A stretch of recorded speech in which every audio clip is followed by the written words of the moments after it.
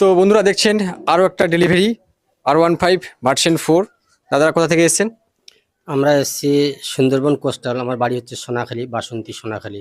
দাদা এসেছেন সোনাখালী থেকে, অনেক দূর থেকে এসেছেন, মানে 3টে নদী পার হওয়ার গল্প আছে। আর এখন থেকে চলে যাবেন, গাড়ি ডেলিভারি হয়ে যাচ্ছে। আর দাদা আপনার নামটা বলে দিন। আমার নাম মৌলানা রমজান মোল্লা।